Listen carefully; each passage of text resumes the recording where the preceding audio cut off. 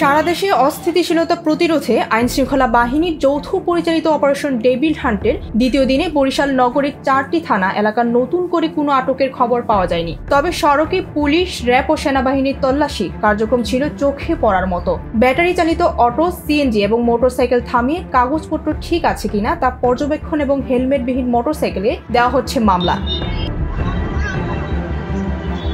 বরিশাল নগরীর নজিরের পুল ও জিরা স্কুলের মোড়ে কোতোয়ালি থানা পুলিশের এবং ট্রাফিক বিভাগের যৌথ পরিচালিত চেকপোস্টে সেনাবাহিনীর সদস্যদের সহায়তা করতে দেখা গেছে। অন্যদিকে কাশীপুর চৌরাস্তা এলাকায় এয়ারপোর্ট থানা পুলিশের চেকপোস্ট এবং মরকখোলা পুল এলাকায় কাউনিয়া থানা পুলিশ চেকপোস্ট বসিয়ে তল্লাশি কার্যক্রম করেছে। বৃষ্টি দাজেল, ভোরের পাতা।